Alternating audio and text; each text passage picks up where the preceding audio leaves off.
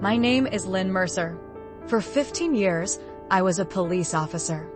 I wore the badge, I walked the beat, and I believed, truly believed, that I was one of the good ones. We all do, don't we? We tell ourselves we're the thin blue line standing between order and chaos. And for a long time, that belief was my shield. It was my armor. But a shield can crack. Armor can rust. And sometimes it only takes one person, one quiet, unassuming man, to hold up a mirror and show you that the reflection you've been saluting every morning isn't who you think it is. My career didn't end with a bang, a shootout, or a heroic act. It ended with a quiet click of a pen and the crushing weight of a truth I'd spent my whole life refusing to see. And it all started, as these things so often do, on a perfectly normal Tuesday morning. The patrol car hummed, a familiar, comforting sound. The air inside was thick with the smell of stale coffee and my partner Brent's cheap air freshener, the one that was supposed to smell like new car, but really just smelled like disappointment and pine needles. It was just after 9 a.m. The morning sun was weak, casting long, lazy shadows across the streets of Boise. We were cruising, sipping our coffee, half listening to the dispatcher's monotone voice crackle over the radio. It was the slow part of the shift, that lull after the morning rush, and before the lunchtime crazies started acting up. Brent was in the middle of a story about his weekend fishing trip, exaggerating the size of a trout he'd supposedly caught. He had a way of telling stories that made him the hero of every single one. It used to be charming in a loud, boisterous sort of way. Now, after 7 years as his partner, it was just noise. I nodded along, my eyes scanning the storefronts, the pedestrians, the familiar rhythm of the city waking up. I was good at my job. I was observant. I was calm under pressure, and I knew the book, the real one and the unwritten one, backward and forward. I knew how to de-escalate, how to command a scene, and how to write a report that would stand up. I'd earned my stripes. I'd earned my respect. Or so I thought. Then, the call came through. It wasn't urgent, not a code 3, just another piece of the daily grind. The dispatcher's voice was flat, bored even. Dispatch to 2, Adam, 12. Be advised of a report of a vehicle break-in in progress, vicinity of Madison Avenue and 8th. Suspect is a black male, mid-30s, wearing a navy jacket. Last seen heading westbound on foot. Black male, mid-30s, navy jacket. The words hung in the car for a second. Brent snorted, a little puff of amusement. He glanced over at me, a smirk playing on his lips. It was a look I knew well. It was his easy collar look. His let's go round up the usual suspects look.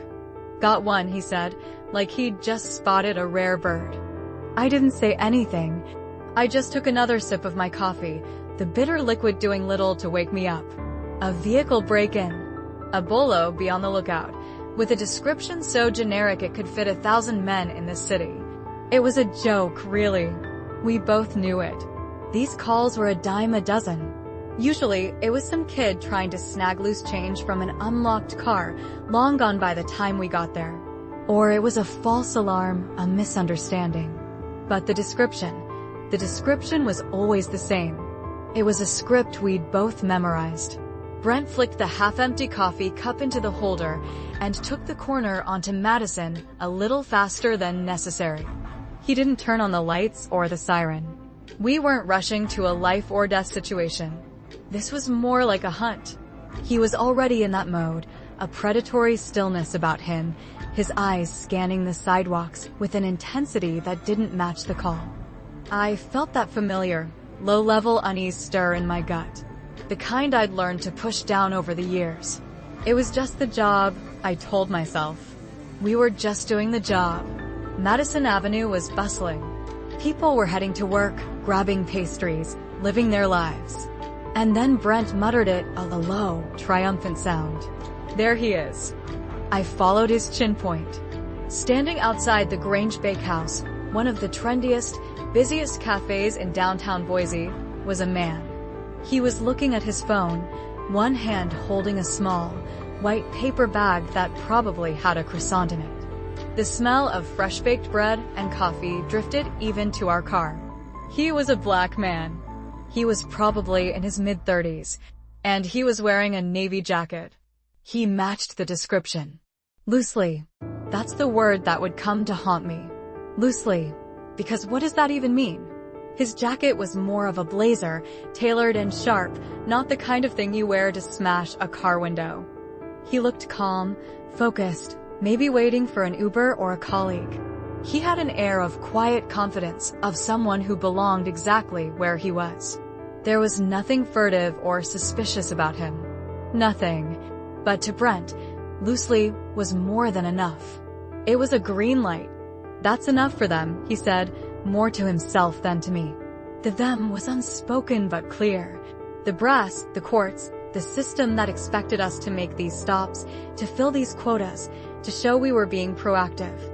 Before I could even process a counterargument, before I could suggest we just observe for a moment, Brent parked the car. Fast. He slammed it into park at the curb, the tires squealing in protest. There were no warning lights, no sirens, just the sudden, jarring stop of a predator closing in. I was already out of the vehicle before the tires even stopped rolling. It was muscle memory, ingrained by years of training and partnership. You move when your partner moves. You have their back. No questions asked. That's the code. Hey, Brent shouted. His voice was loud, sharp, designed to startle and intimidate. It cut through the morning air, and heads immediately turned. The man looked up from his phone, his expression shifting from calm focus to surprise. Not panic, not fear. Just startled. Like a man who's been interrupted while reading an important email. Hands where I can see them. I moved to flank him, my hand hovering near my holster. Standard procedure. But nothing about this felt standard.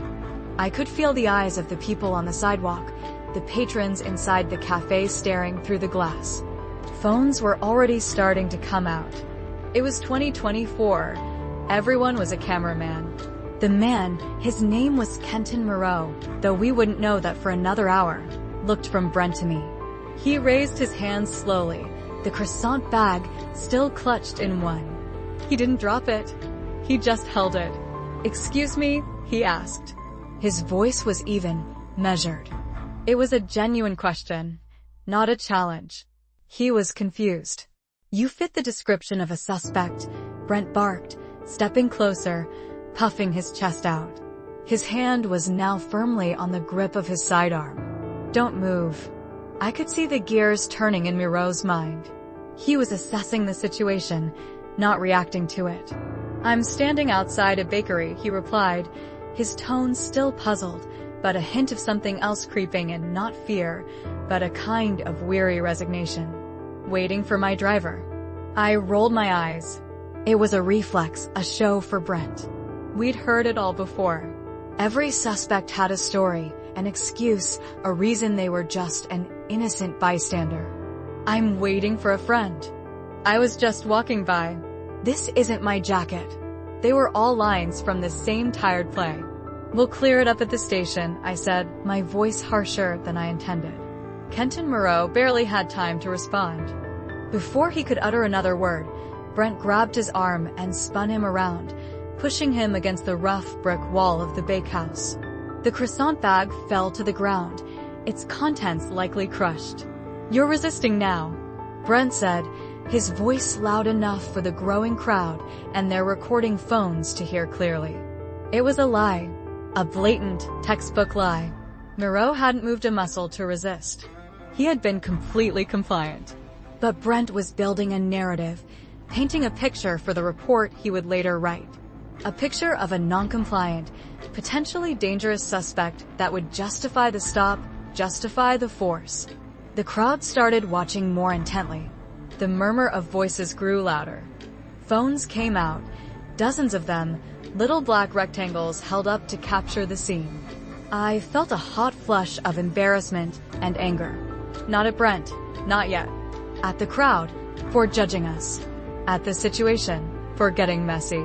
Kenton didn't resist. Even as Brent slammed him against the wall, even as the cold steel of the cuffs bit into his wrists, he didn't fight. He said nothing more. He just looked down at the sidewalk, at his crushed breakfast, a single, deliberate breath escaping his lips. As I tightened the cuffs on his wrists, I noticed the quality of his suit jacket, the expensive watch on his wrist. Small details that didn't fit the picture of a car thief. But I pushed those thoughts away. Lynn smirked. It was a cruel, ugly expression that I'd seen too many times. Funny how they always get mouthy until they see the cuffs, she said, her voice dripping with contempt. Probably another guy with a fake LinkedIn page and some story about his credentials. Brent added, laughing. It was an old joke between them, a cynical bit of gallows humor born from years of dealing with the dregs of society. They thought they knew the script. They thought every arrest was just another scene in the same play. But they didn't know.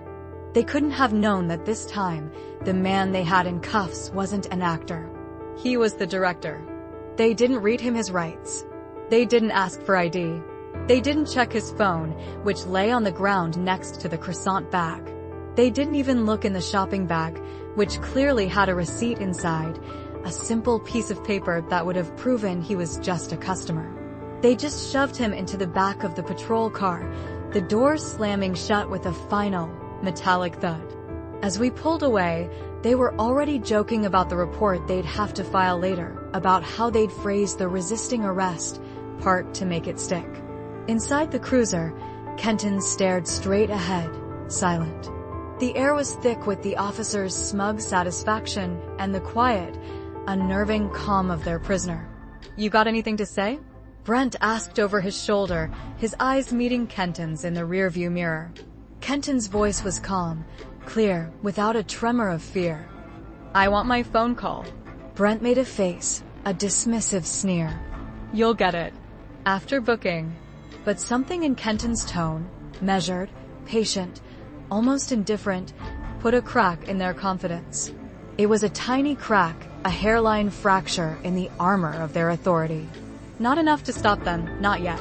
But it was just enough to make Brent look back again through the mirror, a flicker of doubt in his eyes. Kenton wasn't scared. He wasn't rattled. And he wasn't done. At the precinct, booking was slow. The air was stale, smelling of sweat and disinfectant. The desk officer, a guy named Rob Tesh, a veteran who'd seen it all, blinked twice when he saw the man being walked in. Tesh was no rookie. He had a sixth sense for trouble, and his eyes, usually half closed with boredom, were wide open. Guys, Tesh stammered, looking from the well-dressed man in cuffs to the triumphant faces of Brent and Lynn. You sure about this one? Brent waved him off, his voice full of bluster. Fits the call. Car break-in. He was loitering. He was standing outside a bakery, Kenton said quietly, his voice echoing slightly in the tiled room. With a pastry bag and a phone.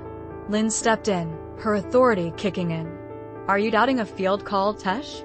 Her voice was a challenge, a reminder of the pecking order. Rob frowned, hesitated, then took Kenton's info. He looked at the screen, his fingers tapping on the keyboard. Then he did a double take. He leaned closer, his eyes narrowing. This address. I'd like my call now, Kenton said again, gently interrupting. Brent raised his eyebrows, the taunt back in his voice. Who you gonna call, lawyer buddy? No, Kenton said, his gaze steady. The Attorney General's office. Brent laughed, a loud, booming sound that felt hollow in the suddenly quiet room. It was the funniest thing he'd heard all week. Sure. Tell him we said hi. They walked away, but Rob Tesh didn't laugh. He was still staring at the screen, his face pale. And that's when everything started to shift. But what Brent and Lynn couldn't see coming was just how far out of their depth they already were. The holding cell was cold. Not freezing, but that kind of steady, damp cold that sinks into your wrists when you're still cuffed. Kenton sat on the bench, not slouched, not stiff, just steady. He was dressed sharp, even in jeans and a jacket. Polished boots, clean lines. Everything about him said control.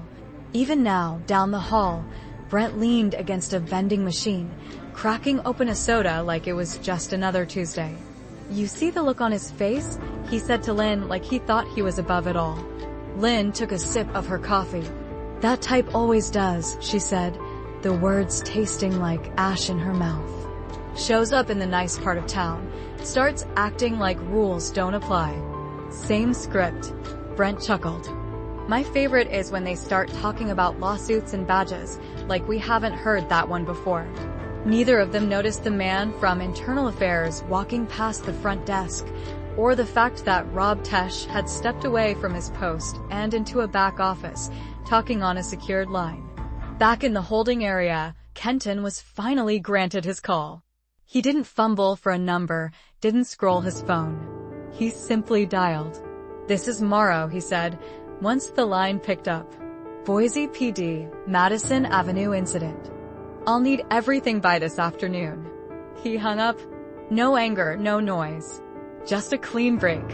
The call lasted under 30 seconds, but that was all it took. Later that afternoon, the precinct's chief received a quiet, direct email from the state's Department of Civil Oversight. A flagged alert. Request for immediate release of detainee, Kenton L. Morrow. Attached were credentials, links, a federal database profile, and a notification of an audit under Article 14 of the State Law Enforcement Integrity Act. It didn't come from a lawyer. It came from the Attorney General's liaison. Within 45 minutes, Kenton was out. When Brent saw him again, it was in the corridor. Not in cuffs, not behind a door, but walking past them calmly, alongside two state officials in suits. Brent blinked, like the light changed suddenly. "That's not possible," he muttered. Lynn narrowed her eyes. "What the hell is going on?" Rob Tesh was watching from his desk. He didn't say a word. He just typed something into a system they didn't have access to. Kenton didn't glance back. He didn't throw any looks, didn't smirk. He just left with the same measured walk he came in with. And the silence he left behind was heavier than any siren. That night, Brent had dinner with his brother and ranted about people with connections, called it favoritism, said it reeked of politics. Lynn, sitting on her porch with a beer, told her girlfriend it was probably some city hall mix-up and that the guy would still get slapped with a record eventually. Nobody walks around that smooth without hiding something. But as the week went on, the rumors started. Whispers inside the department. Someone mentioned Kenton's name during briefing, and two sergeants exchanged a look. One officer said he used to work in Oakland and was high up in some watchdog group. Even Captain Rolstad started acting different, short with his answers, more careful with his wording when Kenton's name came up. That got Brent nervous.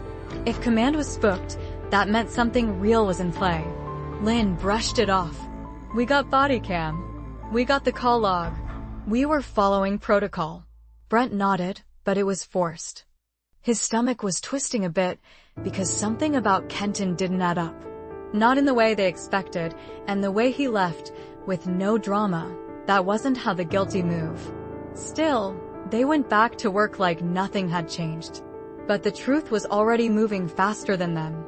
Because by the time they felt the floor shifting, Kenton was already standing on higher ground and watching everything. The courthouse in downtown Boise wasn't grand or intimidating. Just concrete steps, glass doors, and the echo of shoes down wide hallways. Brent and Lynn walked in side by side, both dressed sharp, pressed blues, polished badges, no smiles. This was routine. They'd done courtroom appearances more times than they could count. The charge read simple: obstructed investigation of stolen vehicle. They expected Kenton to show up late, probably with a lawyer in tow, maybe try to turn it into a spectacle. But Kenton wasn't outside. He wasn't in the waiting area. He wasn't even on the docket like a typical defendant. As they passed the security checkpoint, a bailiff approached them with a stiff nod. "You two are testifying in courtroom 2C. Brent answered, "Yeah, Hallcroft and Mercer." "This the Moreau case?" The bailiff blinked. "Morrow's not the defendant." Brent frowned. "Come again." The bailiff just pointed. "You'll see." When they stepped into 2C, everything felt wrong. Not chaotic, not loud, just different. The room was full, not with the usual crowd of nervous defendants and annoyed lawyers. There were journalists, 2 camera crews, someone from the city council. Brent's neck stiffened, then his eyes locked on the front table. There, seated beside the judge, was Kenton Morrow. No cuffs, no defense attorney, just a man in a dark, tailored suit, calmly flipping through a binder. A nameplate in front of him read, Special Counsel for Civil Accountability, State of Idaho. Lynn leaned in. What is this? Brent whispered back, I don't know. This wasn't in the case notes. The judge called the room to order. Today's session concerns a procedural review regarding conduct during a recent arrest on Madison Avenue, she said. Mr. Moreau will serve in an advisory capacity, representing the state's Civil Accountability Office. Lynn's jaw twitched. Brent looked like he'd been slapped without warning. Kenton didn't look their way, not once. He simply sat back as the judge turned to the front bench. Officers Halcroft and Mercer, please approach. They moved stiffly, no longer in control. Every eye in the room was on them, but not the kind they were used to. This wasn't admiration, it was scrutiny. The judge asked, can you walk us through the reasoning behind your decision to detain Mr. Morrow? Brent cleared his throat. We received a dispatch call. Black male, navy jacket. Mr. Morrow had no prior criminal record. The judge interrupted. No history with your department. Was ID checked before detainment? Lynn replied, he fit the description, and he didn't comply when we gave commands. Kenton didn't look up, but he did click his pen once, slow and deliberate. The judge turned to him. Mr. Morrow, do you have any clarifying points? He looked directly at them for the first time. In my line of work, Kenton began, his voice steady, I've read hundreds of reports that start the same way. Vague descriptions, unchecked assumptions, and over time, those patterns tell a story the badge doesn't protect you from. Lynn opened her mouth to interrupt, but Kenton raised a finger, not to her, to the judge. I'd like to enter a motion to suspend direct testimony today. Internal review has been authorized. A hearing will follow in 2 weeks. The courtroom went still. The judge nodded. Granted. Brent and Lynn didn't say a word. They stepped back, numb. Kenton gathered his binder, closed it quietly, and stood. He didn't look triumphant, he didn't gloat, but his presence was heavier than any argument they could have made. And when he walked out, the press followed. Brent's hands were shaking. Lynn whispered, what the hell is happening? But deep down, both of them already knew. Because that wasn't a courtroom loss. That was the opening move, and Kenton had just flipped the board. Before Boise, before the suit and the title, Kenton Morrow was just another kid trying to keep his head down in Bakersfield, California. His mother, Deirdre Moreau, worked night shifts at Mercy Hospital, and his father, when he was around, painted houses and rarely stayed long enough to leave anything but cigarette smoke and silence behind. By 12, Kenton had already learned to navigate 2 worlds, one at school, where he aced spelling bees and science fairs, and one outside, where he kept his eyes low when patrol cars rolled by. He wasn't loud, he wasn't flashy, but he watched everything. One day in 8th grade, a teacher accused him of stealing a calculator. No one else was questioned. His locker was searched. Nothing was found. He said nothing then, but he never forgot how easily adults accepted suspicion when it was pointed at him. It wasn't rage that fueled him. It was the pattern. At 17, he earned a scholarship to UC Davis, majored in political science, and wrote essays that cut through the noise. He didn't yell. He just laid out the facts clean, sharp, precise. In a room full of opinions, he made silence feel like a verdict. Law school followed. Stanford. He got in without connections, without favors, just grit and focus. While others chased corporate firms and paychecks, Kenton interned with a public accountability unit in Alameda County. He sat in hearings where officers described routine stops that ended with broken ribs and bruised wrists. He logged every word. He didn't wear anger like armor. He wore patience like a weapon. By 33, Kenton was leading reviews for the Western District's Office of Civil Conduct. Quietly, case by case, he built a reputation, not a flashy one, not the kind that made headlines, but the kind that made departments nervous. He moved like a lawyer, thought like an analyst, and carried himself like a man who already knew what you were hiding. Boise was his first appointment as special counsel for civil accountability, a position created after years of lobbying by watchdog groups who were tired of internal affairs cleaning their own house. Kenton was handpicked by the state board, vetted, quietly confirmed. And he kept a low profile on purpose. He didn't tweet, he didn't lecture. He showed up. And that morning, outside the bakery, that wasn't the first time he'd been profiled, but it was the first time it happened after his appointment. That mattered, because for once, he wouldn't have to file a complaint. He was the complaint. He didn't want revenge. That was too small for the work he was doing. He wanted the truth on paper. He wanted patterns exposed. He wanted departments to know they were being watched, and not just from within. After the incident, he didn't call a news outlet. He called a judge. Then he called the Office of Personnel Audits. His badge wasn't brass, it was legislative. And it gave him authority to request files, pull records, and open up cases that had been closed for years. That's why Brent and Lynn were on edge. It wasn't about one arrest. It was about all of them. Because Kenton wasn't just some lawyer they cuffed by accident. He was the one person in the state with the clearance and the motive to open their entire record. And he didn't need to raise his voice to do it. The precinct felt different. Not louder, not busier, just tense. Brent Halcroft noticed it first when he walked into the break room and conversations stopped. Not the kind of silence that happens when you interrupt a joke. The kind where people don't want to be heard saying the wrong thing. He opened the fridge, grabbed his lunch, and tried to act like he didn't notice, but something was off. Lynn Mercer caught on a few hours later. She passed a conference room and spotted Lieutenant Schaefer speaking in hushed tones with two men in suits. Neither wore department badges. One had a leather folio tucked under his arm, the kind federal guys always seemed to carry. She slowed her pace, tried to catch a name. They stopped talking the moment she came into view. That night, Brent got a call from his cousin, also a cop, over in Twin Falls. "Hey, you didn't cuff some guy named Morrow last week, did you?" his cousin asked. Brent's stomach dropped. Why? Because his name's bouncing around like wildfire. State Audit Board, some kind of oversight authority.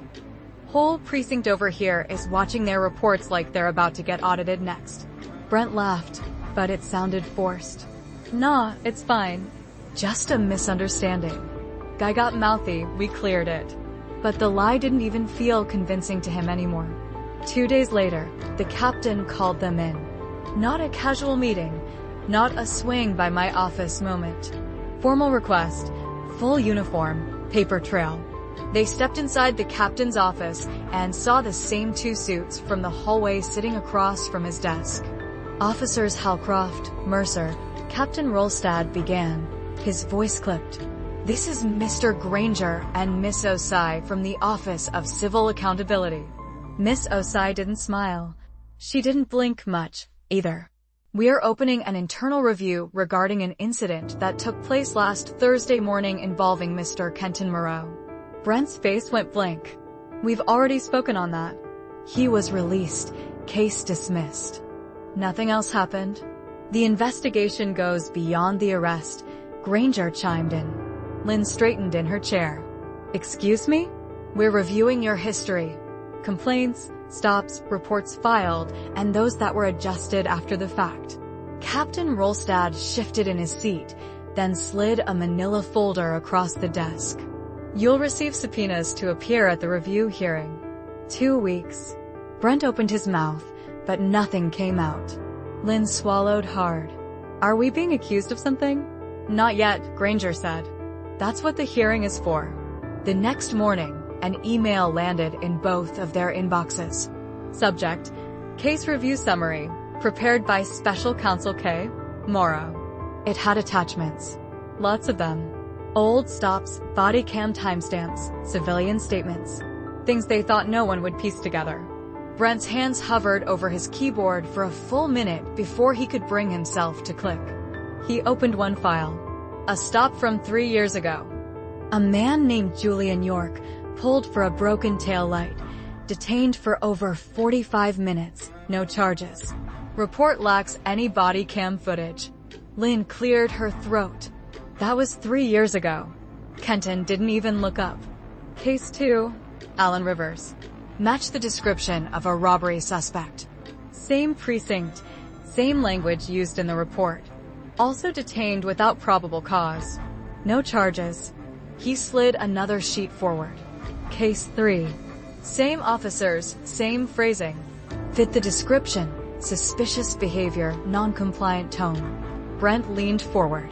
We respond to calls as they come in. We don't control the descriptions. But you control how long you hold someone, Kenton replied. You control whether you check IDs or ask questions before making assumptions. You control your tone, your language, and the number of times someone with no criminal record walks away with bruises and no apology. He pulled out a printed map, marked with red pins. These are all the stops you two have conducted over the last 5 years. The pins weren't scattered. They formed clusters on specific streets in certain neighborhoods. Kenton continued, we compared your stop data to 3 other patrol teams. You average 42% more stops. 80% of those involve individuals from one demographic group. 90% result in no charges, Miss Osai added quietly. That's not policing. That's profiling. Lynn's voice rose slightly. So what? We're on trial for doing our jobs? Responding to calls, following protocol. You're not on trial, Kenton said, his voice still steady. You're in review. A review triggered because, for once, you stopped the wrong person. Not someone with less credibility. Not someone without recourse. Me. He paused, let the words settle. I wasn't special that day. I didn't carry a badge. I was just a man outside a bakery. You decided that was enough. Brent exhaled through his nose. We had a dispatch. We didn't target you. You didn't have to, Kenton answered. Because you've built a system where the targeting happens automatically. He looked around the room, then back at Brent and Lynn. You can't fix what you won't admit. No one spoke for a long time. The silence didn't feel victorious. It felt surgical. This wasn't revenge. It was exposure. And in that room, every skip step, every rushed report, every rolled eye over a civilian complaint came back to the surface. Because when you make the same call over and over, Kenton said, his voice dropping to a near whisper, it stops being a mistake. It becomes who you are. By the time the second day of the review began, Brent Halcroft was cracking. He came in looking older, eyes dull, jaw clenched, posture tighter than usual. He didn't speak much to Lynn. He barely even looked at her. She was calm, or at least pretending to be. She wore the same defiance she always had, but something about her eyes gave it away. She was scanning the room too much, watching too closely. Kenton Morrow didn't bring fire and brimstone. He brought testimony. One by one, they stepped in. Julian York, the man from the tail light stop, told his story, how he asked for a supervisor and ended up with a sprained wrist. How he filed a complaint that went nowhere, how he never heard a follow-up. Just silence. Ellen Rivers, who had been mistaken for a robbery suspect while walking home with a grocery bag, recounted being thrown to the ground in front of his daughter. She hadn't spoken for days afterward. Brent shifted in his seat during that one. There were others. Not everyone showed up, but the ones who didn't shout. They didn't spit accusations. They just told what happened. That made it worse, because Brent and Lynn couldn't poke holes in stories that simple, that human. Lynn crossed her arms tightly. We've seen the worst of people, she said, her voice a low growl. We can't afford to hesitate when things match up. Kenton didn't respond right away. He looked at her like someone might study a structure before deciding where the fault lines were. Maybe the problem is what you consider a match, he finally said. Brent's voice cracked a little. You don't know what it's like to walk those streets every day. People lie to you, threaten you, run from you. It changes how you read things. Kenton gave a small nod. I don't deny that the job is hard. But when the same kind of face keeps paying for other people's mistakes, it stops being about danger. It starts being about comfort. Comfort? Lynn scoffed. Yes, the comfort of predictable assumptions. The comfort of never being the one on the ground. Brent's shoulders sank, just slightly. Then Miss Osai opened another folder. 3 reports filed in the past 24 months show evidence of altered body cam footage uploads. 1 video was labeled corrupted. Another was never submitted at all. Brent looked up, slow and heavy. That's a tech issue. That's not on us. It wasn't on you the first time, or maybe even the second. But now we're on the 4th. For the first time, Lynn didn't have a response. The weight of their reports, footage, patterns, it was starting to press against them in ways they hadn't prepared for. They were always protected, always insulated. But that shield was full of cracks now. And Kenton wasn't swinging a hammer. He was just holding up a light. One of the panel members leaned forward, a former officer herself. Do either of you acknowledge that your methods may have caused harm? Lynn stared at her, then at the table, then slowly said, We've always done what we were taught. That sentence hung in the air. Kenton spoke, low. Then maybe it's time we start teaching something else. Because once you admit the cracks, you can't pretend the wall still holds. The final day of the hearing didn't begin with fireworks. No gavel slam, no raised voices.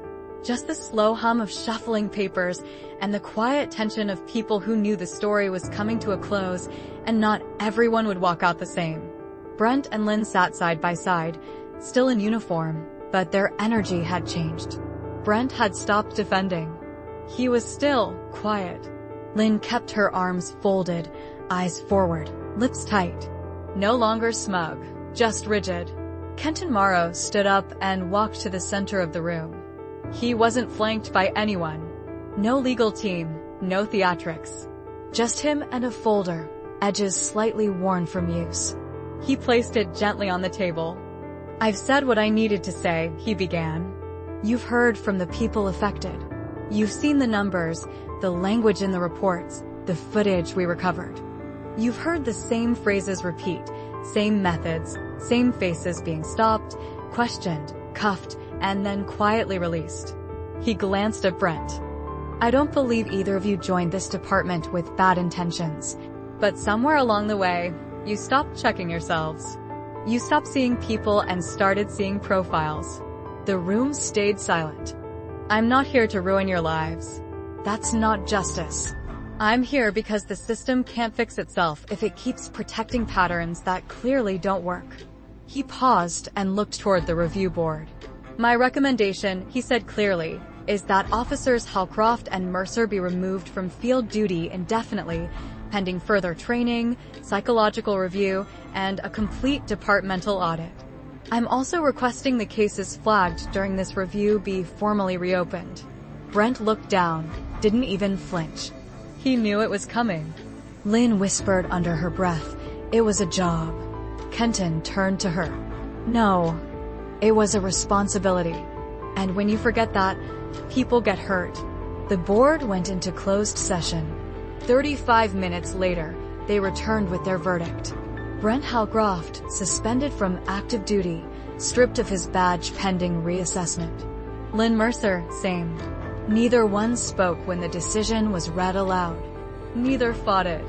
There was no dramatic exit, no slamming chairs. Just 2 officers who had believed for too long that their position protected them from accountability. Kenton gathered his things quietly. On his way out, he passed Brent and paused.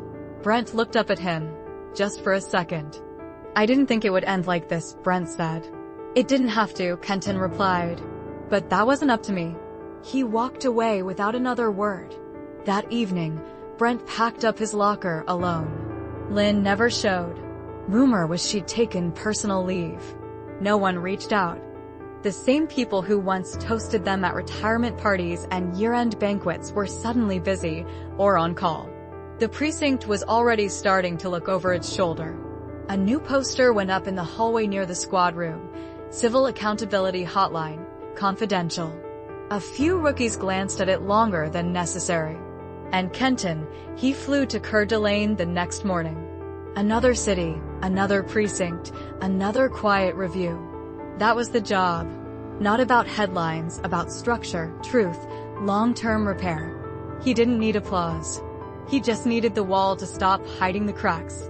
Because when no one is watching the watchers, the cycle never breaks. But now, someone finally is. 2 months later, the city of Boise was still adjusting. The media had moved on, for the most part. No major protests, no viral headlines.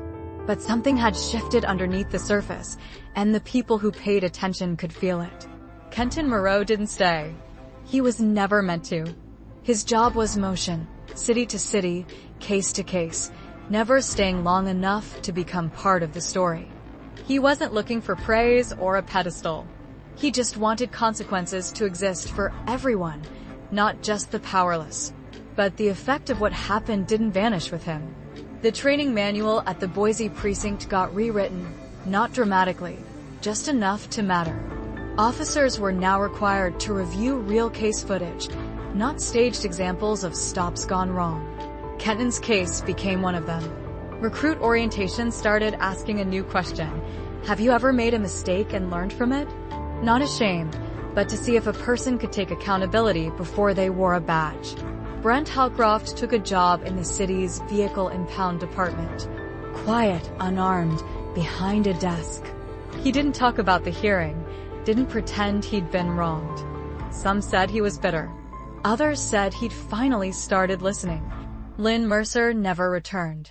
Word was she moved back to Wyoming, closer to her sister. She deactivated her social media, declined all interviews. She didn't argue with the board's findings, but she didn't accept them either, not out loud. And the people who were stopped, cuffed, humiliated without reason?